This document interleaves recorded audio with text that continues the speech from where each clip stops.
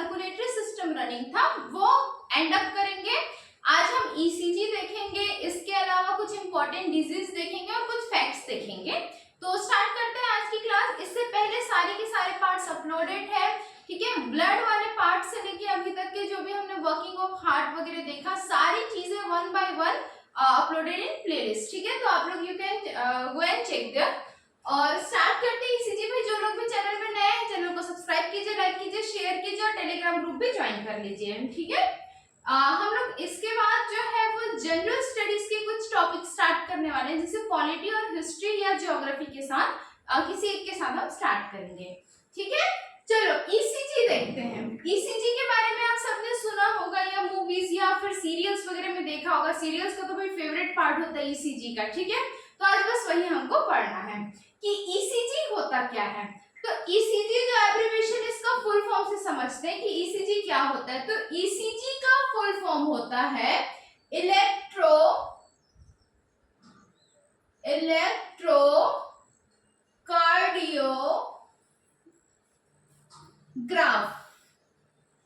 क्या होगा भाई? इलेक्ट्रोकार्डियोग्राफ, ठीक है। कार्डियो का शब्द जो कार्डियो होता है, इसका मतलब होता है हार्ट या आपका हृदय, दिल, जो भी आप बोल लो, ठीक है। तो हमारे हार्ट की एक्टिविटीज को, हमारे हृदय की एक्टिविटीज को शो करने वाला जो ग्राफ होता है, जो किस मेथड से शो करता है, तो इलेक्ट्रिकल मेथड से हमारे हार्ट की एक्टिविटीज को शो करता है। That is known as electrocardiograph या फिर ईसीजी आप इसी को बोलते हो, ठीक है। So what will be the function of ECG? ECG का क्या कार्य होगा, क्या फंक्शन होगा? तो function of ECG is monitoring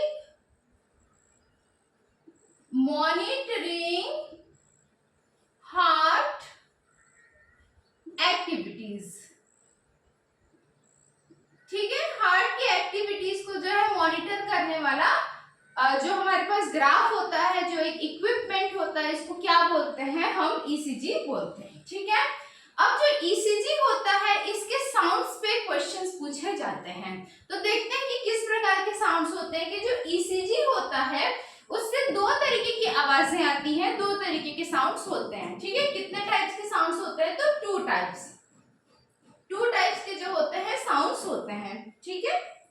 ये मैं साइड में लिख देती हूँ। टू टाइप्स के क्या होते हैं भाई? साउंड्स होते हैं, ठीक है। जो हमारा पहला आवाज होता है ईसीजी का, जब भी आप किसी ईसीजी मशीन के एनकाउंटर में जाओगे तो उसका पहला आवाज जो आता है, जब आप किसी पेशेंट को देख रहे हैं या कहीं पे आपने वर्चुअली देखा होगा टीवीज मूवीज वगैरह में, तो ईसीजी से कॉन्स्टेंटली आवाज आती रहती है, पिप पिप पिप पिप, इस तरीके से जो है आवाज आती रहती है, ठीक है। यदि मैं लिख दूं तो कैसे लिखेंगे भाई? पिप पिप पिप, इस तरीके की आवाजें ईसीजी से आते रहती है। तो ये हमको क्या शो करता है? इसका मतलब है कि जो हमारा हार्ट है वो प्रॉपर फंक्शनिंग कर रहा है, उसमें ब्लड सही तरीके से पंप हो रहा है, प्यूरिफिकेशन हो रहा है, वो बॉडी के दूसरे पार्ट्स तक के सप्लाई कर रहा है। मतलब ये हमारी लाइफ कंडीशन को, ठीक है, हमारी जीवित अवस्था को दर्शाता है। क्या? ईसीजी। अभी मैं कराऊंगी तो मेरा ईसीजी में पिप पिप पिप पिप करके आवाज आएगा, या जो भी लोग आप देख रहे हैं आपकी ईसीजी आप करवाते हैं तो पिप पिप पिप पिप करके आवाजें आएंगी, ठीक है। दूसरा जो साउंड होता है ईसीजी का, दूसरा जो साउंड होता है वो क्या होता है? वो साउंड होता है पिप, जस्ट पिप, बस खत्म, ठीक है, गेम ओवर। मतलब ये फुल स्टॉप वाला साइन है। ये किस कंडीशन को दर्शाता है? डेड, बायोलॉजिकल डेथ या फिर कार्डियक अरेस्ट। जो बोलते हैं ना कि कार्डियक अरेस्ट में एक बार में गेम ओवर हो जाता है। कार्डियक अरेस्ट बेसिकली वो कंडीशन होती है जहां पे हमारा हार्ट, हमारा हृदय काम करना ही पूरी तरह से बंद कर देता है। तो पिप पिप पिप पिप जिंदा है, पिप पिप ऐसा हो गया तो बस खत्म गेम, ठीक है। तो ये दो तरीके की साउंड्स होती हैं ईसीजी से, ठीक।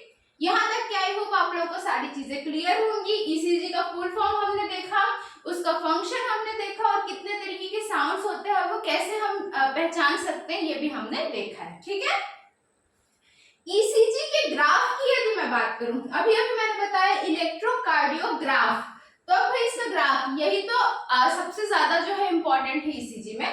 तो ये जो इसका ग्राफ होता है ईसीजी का, वो इस तरीके से शो होता है, ठीक है। जो मॉनिटर लगा होता है उसमें ऐसा कुछ ग्राफ आपको दिखाई देगा, ठीक। इसकी और ज्यादा डिटेल स्ट्रक्चरिंग होती है, लेकिन वो अभी हमारे काम का नहीं है, वो नीट एस्पिरेंट्स के लिए है। अभी के लिए हमको इतना समझना है, ठीक है। ये वाला जो पार्ट होगा ईसीजी का, ठीक, ये वाला जो पार्ट होगा, ये क्या होगा, पी वेव बोलते हैं इसको। क्या बोलते हैं भाई, पी वेव, ठीक है।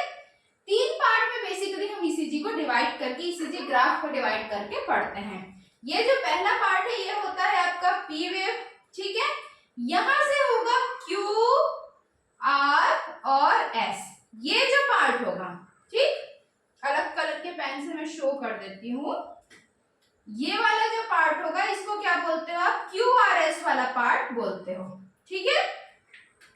और फिर यहां पर क्या होगा भाई, आपका टी वेव, ठीक। पी वेव हमको दिखाई देता है, फिर हमको क्यू आर एस दिखाई देता है, और लास्ट में हमको टी वेव्स दिखाई देते हैं ईसीजी के ग्राफ में, ठीक है। अब इनका क्या क्या सिग्निफिकेंस है ये हम समझते हैं, क्या क्या इनके इंपॉर्टेंस है, ठीक।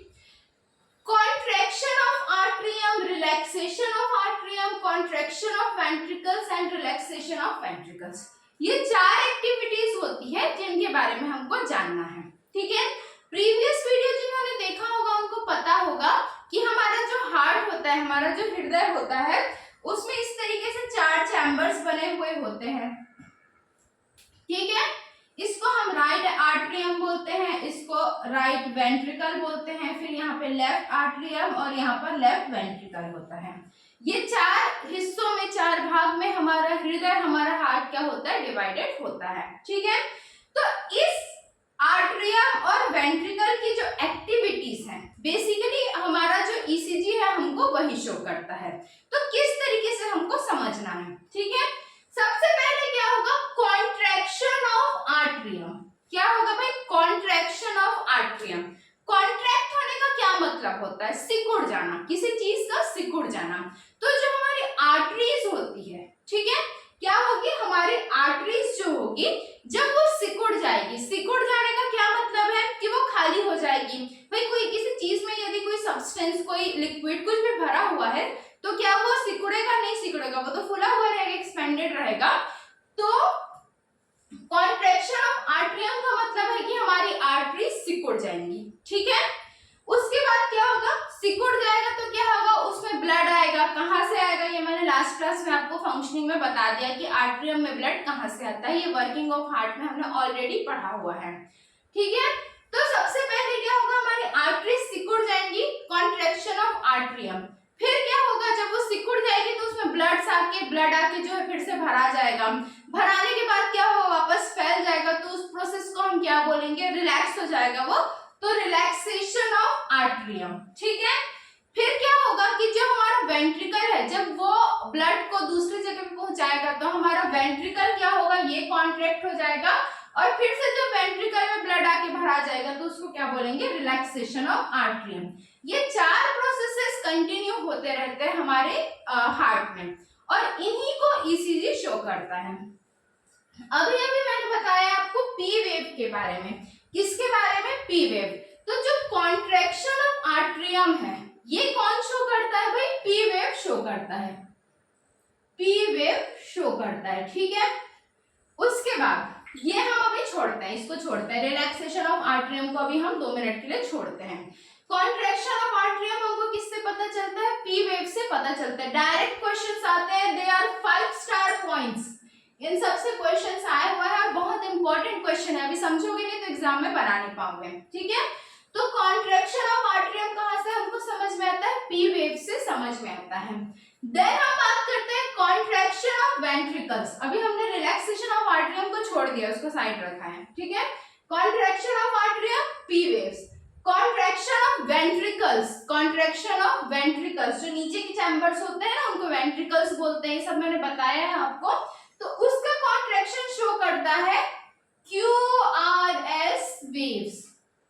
जो अभी अभी मैंने ये QRS वाला पार्ट बताया है, ये क्या शो शो करेगा? कॉन्ट्रैक्शन ऑफ वेंट्रिकल्स शो करेगा। ठीक है, अब मैं बात करूं रिलैक्सेशन ऑफ वेंट्रिकल्स की। किसकी? रिलैक्सेशन ऑफ वेंट्रिकल्स की। तो ये जो हमारा टी वेव है, ये जो हमारा टी वेव है वो रिलैक्सेशन ऑफ वेंट्रिकल्स को शो करता है। ठीक है, टी वेव्स ये क्या शो करेगा? रिलैक्सेशन ऑफ वेंट्रिकल्स को शो करेगा। तो ईसीजी के 3 पार्ट है, उन्होंने 3 अलग अलग चीजों को शो किया है। Contraction of artery is shown by P waves, contraction of ventricle QRS waves और relaxation of ventricles T waves. अब क्या बच गया? रिलैक्सेशन ऑफ आर्टरियम, ये वाला पॉइंट हमारा बच गया है। तो ये ईसीजी में शो नहीं होता है। इससे बहुत बार क्वेश्चंस पूछे गए हैं कि ईसीजी में कौन सा पार्ट शो नहीं किया जाता है? तो relaxation of atrium does not shown by ECG. ठीक है, रिलैक्सेशन ऑफ आर्टरियम को ईसीजी मशीन नहीं दर्शा पाती है। बिल्कुल इसको ध्यान में रखेंगे, मार्क माय पॉइंट्स। ठीक है, चलो यहाँ तक की सारी चीजें क्लियर होंगी आई होप आप लोगों को। और सारे इंपॉर्टेंट पॉइंट्स को नोट डाउन करके चल रही है, स्क्रीनशॉट ले लीजिए एज यू विश। तो चलो फिर आगे हम देखते हैं कुछ इंपॉर्टेंट फैक्ट्स की हम बात करते हैं। यहाँ तक कि हमने समझ लिया अभी तक के वर्किंग ऑफ हार्ट वगैरह भी देख लिया, आर्टरीज वेन्स भी देख लिया, उनके एक्सेप्शंस भी देख लिया हमने। तो ये सारी चीजें हमने ऑलरेडी कर ली है। अब हम थोड़ा सा अपने चैप्टर को लास्ट की तरफ मूव करते हैं, कुछ बहुत इंपॉर्टेंट फैक्ट्स जिनसे डायरेक्ट क्वेश्चंस बनते हैं उन पे बात करते हैं। ठीक है, हार्ट की जो मेम्ब्रेन होती है, जो उसकी झिल्ली होती है हार्ट की, उसको क्या बोलते हैं? तो इसको पेरिकार्डियम बोला जाता है। क्या बोला जाता है? पेरिकार्डियम। ठीक है, पेरिकार्डियम बोला जाता है हार्ट की मेम्ब्रेन को। Membrane of heart is known as pericardium. ठीक, चलो हार्ट रेट। हार्ट रेट क्या होगा भाई? कि हमारा जो हार्ट है वो एक बार में, ठीक है, एक बार में या 1 मिनट में कितने टाइम तक के वर्क करता है। जब भी किसी चीज की बात आती है रेट, तो हम उसको टाइम से डिवाइड कर देते हैं, ये हमने फिजिक्स में ऑलरेडी पढ़ा हुआ है। तो 1 मिनट में हमारा जो हार्ट है वो कितने बार बीट करेगा? तो सबको पता है 72 बीट्स पर मिनट। ठीक है, 72 बार जो हमारा हार्ट है वो क्या करता है? बीट करता है, धड़कता है। ठीक, चलो स्ट्रोक वॉल्यूम की मैं बात करूं तो हमारे हार्ट की जो स्ट्रोक वॉल्यूम होती है, जो कैपेसिटी होती है, वो कितनी होगी भाई? वो होगी 70 ml। कितनी होगी? 70 ml होती है। ठीक है, अब हम एक इंपॉर्टेंट क्वेश्चन आता है कार्डियक आउटपुट के ऊपर कि टोटल जो हमारा हार्ट है वो 1 मिनट में कितना हमको आउटपुट देता है, कितना ब्लड पंप कर सकता है। तो जब हम हार्ट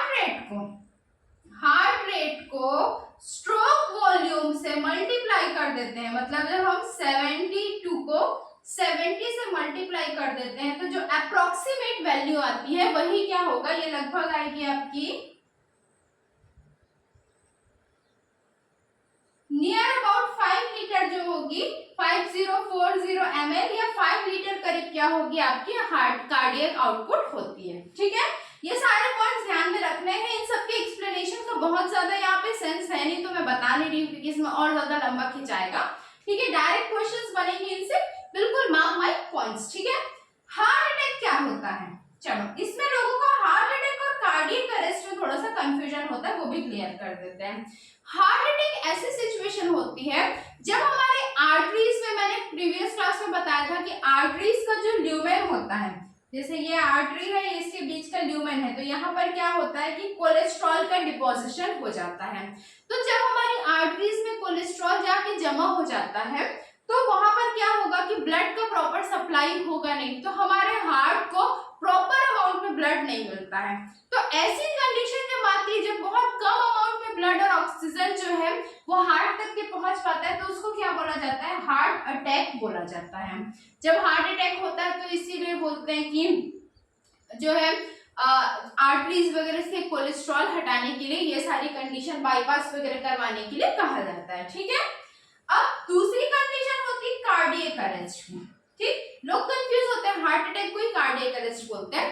तो कार्डियक अरेस्ट क्या कंडीशन होती है? जो हमारा हार्ट है, हमारा हृदय है, दैट विल स्टॉप वर्किंग। ठीक है, हार्ट will stop वर्किंग। जब हमारा हृदय पूरी तरह से काम करना बंद कर देता है, वन टाइम में आदमी ओवर हो जाता है, तो उस कंडीशन को क्या बोला जाता है? कार्डियक अरेस्ट बोला जाता है। ठीक है। और एक और चीज होती है आर्टीरियोस्क्लेरोसिस। आर्टीरियोस्क्लेरोसिस ये होता है डिपोजिशन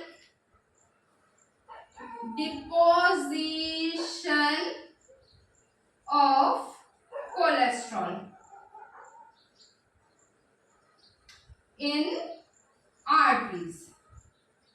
जब हमारी आर्टरीज में कोलेस्ट्रॉल का डिपोजिशन हो जाता है तो आर्टरीज बड़ी सख्त हो जाती है, थोड़ी सी कठोर हो जाती है, ठीक है, हार्ड हो जाती है। तो that condition is known as arteriosclerosis.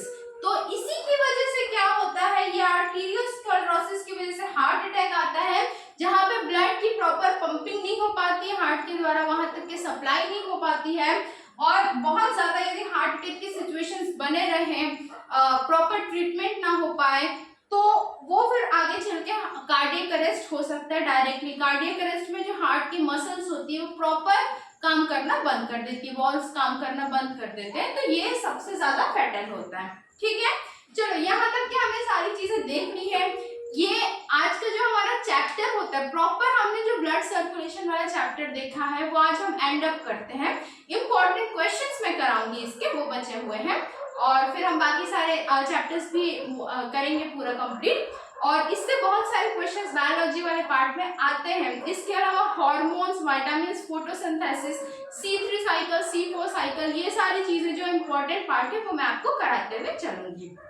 तो मिलते हैं अगली क्लास में। हाँ भाई, सपोर्ट में कंजूसी मत कीजिएगा, आप लोग सही से सपोर्ट करते नहीं हो, तो चलो आप लोगों का सपोर्ट बहुत वैल्यूएबल होता है भाई। ठीक है, ज्यादा से ज्यादा लाइक कीजिए, शेयर कीजिए, सब्सक्राइब कीजिए। चलो मिलते हैं अगली क्लास में, तब तक के लिए okay, bye bye, take care.